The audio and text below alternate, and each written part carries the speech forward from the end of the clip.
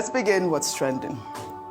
The presidency has reacted to the United States court ruling ordering the release of records concerning President Bola Ahmed Tinubu's alleged involvement in a drug trafficking case. Well, on April 8th, the United States Court for the District of Columbia ordered the Federal Bureau of Investigation and the Drug Enforcement Administration to release records of their investigations concerning the case. The judge ruled that both agencies must search for and process non-exempt records under the Freedom of Information Act. While reacting to the judgment, presidential media aide Bayo Onanuga stated that there is nothing new to be revealed since the reports of the FBI and DEA on the case have been in the public domain for over 30 years. Well, let's take a look at Bayo Onanuga's statement. He wrote on X, "Journalists have sought the presidency's reaction to the ruling last Tuesday by a Washington, D.C. judge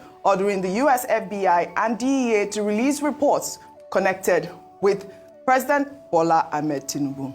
Our response is as follows. There is nothing new to be revealed.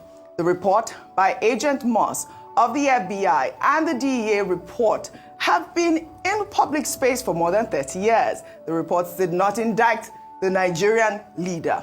The lawyers are examining the ruling." I mean, Bayo Onanuga here, Rufai, saying that, the reports that we have seen, I believe we have seen some of these court documents, did not indict President Bola Ahmed Tinubu, saying that, these are not new allegations. So, I mean, why all the furore?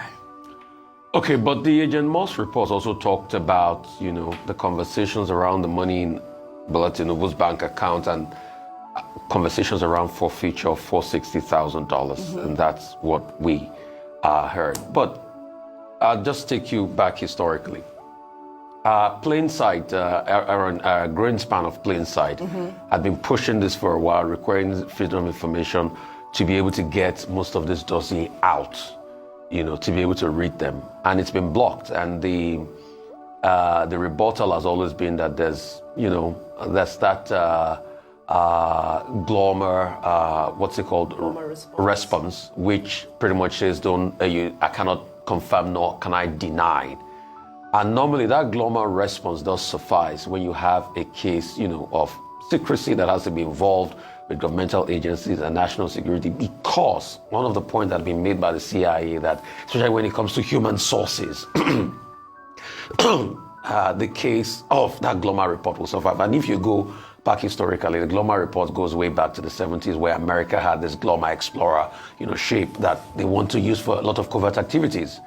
But as regards this, prior to this time, they had taken, with the side of the CIA and those governmental agencies, as regards that glomar response, that, okay, you can hold, that can hold sway when it comes to FOI requests. But this judge, this district court judge, now Judge Holmer, is now saying that no, because this man is the president of a sovereign, this should be out there in public. Interest, yeah. Everybody should be able to see this. All right. But the argument that they're still holding is the fact that this is a human resource, of the CIA. This would also, impinge on his privacy, and it will also prevent, further investigations as time goes on. And there's been a contention on the need of the public to know and privacy issues here. All right. The judge has also told them that they should backtrack, they should bring back a report on the 2nd of May. So we are waiting for that report. They're going to write an extensive report on that. Most of these agencies, the drug department and all the things and all of this. All right. And this conversation had been on since the 90s.